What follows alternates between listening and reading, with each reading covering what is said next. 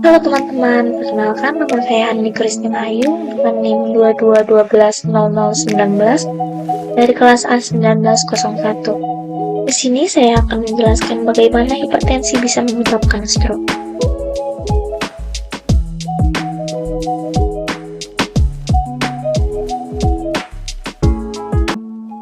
Yang pertama, hipertensi dan stroke adalah dua masalah kesehatan yang serius dan saling terkait. Stroke dikatakan sebagai gangguan fungsi syaraf akut yang disebabkan karena gangguan peredaran darah otak secara mendadak. Bagaimana kita ketahui bahwa hipertensi itu adalah tekanan darah tinggi di dalam pembuluh darah. Pembuluh darah yang dialiri oleh darah yang tekanan tinggi itu dapat merusak lapisan endotelium daripada pembuluh darah itu sendiri.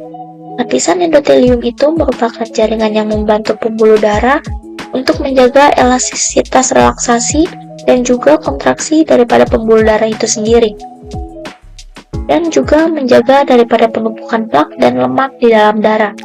Sehingga kalau terjadi kerusakan pada lapisan ini, akan memudahkan lemak di dalam darah ini menempel di dinding pembuluh darah yang kemudian menjadi plak atau aterosklerosis dalam jangka waktu yang lama.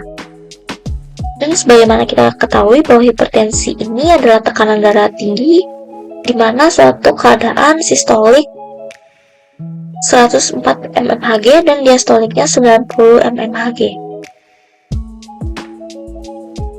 Sebelumnya kita harus mengetahui apa sih itu sistolik dan diastolik. Sistolik adalah besar tekanan arteri ketika otot dan jantung berkontraksi untuk mengirim darah ke seluruh tubuh. Dan diastolik adalah besar tekanan arteri ketika otot jantung tidak berkontraksi. Dan normalnya seperti yang kita lihat.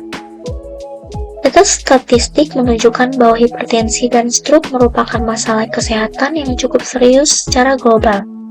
Prevalensi hipertensi dan angka kejadian stroke cenderung lebih tinggi pada populasi dengan hipertensi dibandingkan dengan populasi tanpa hipertensi. Saat ini, 1 miliar orang mengidap hipertensi, 2 atau 3 terjadi di negara berkembang, dan 1,5 juta kematian tiap tahunnya. Stroke terjadi ketika suplai darah ke otak terganggu, yang dapat mengakibatkan kerusakan pada jaringan otak. Di sini terdapat dua jenis stroke yang umum. Yang pertama, stroke iskemik. Stroke iskemik terjadi ketika pembuluh darah yang memasuki darah ke otak tersumbat. Kedua, stroke hemoragik. Stroke hemoragik terjadi ketika pembuluh darah pecah dan mengakibatkan pendarahan di dalam otak. Hipertensi dapat merusak pembuluh darah dalam tubuh.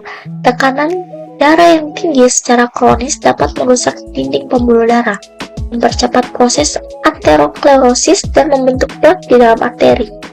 Aterosklerosis adalah kondisi di mana plak, terutama kolesterol dan zat-zat lainnya, menumpuk dan menghambat aliran darah di dalam arteri. Jika terjadi penyumbatan arteri otak akibat aterosklerosis, maka pasokan darah dan oksigen ke otak dapat terganggu, yang dapat menyebabkan stroke iskemik.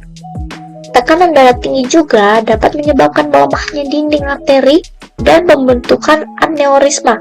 Aneurisma ini adalah pelebaran normal pada arteri yang dapat pecah dan menyebabkan pendarahan di otak, yang merupakan penyebab umum dari stroke hemoragik.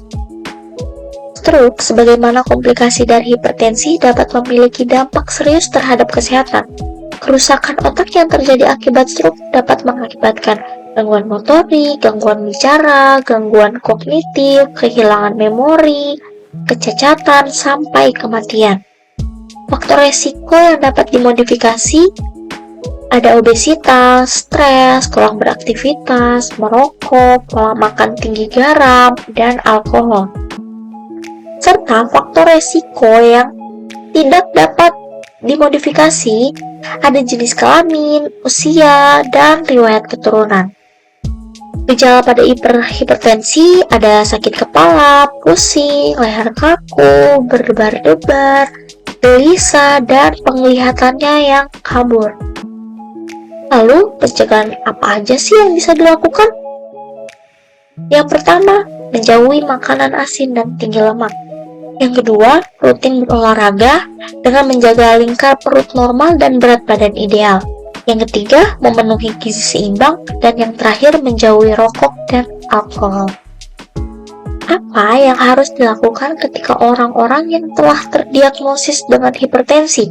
Yang pertama, mengonsumsi obat secara rutin. 2. Melakukan check-up rutin. 3. Pencatatan tensi setiap harinya. 4. Berpola makan hidup sehat. 5. Melakukan kontrol rutin untuk mencegah komplikasi. Kesimpulannya, hipertensi ini merupakan faktor resiko yang signifikan dalam terjadinya stroke.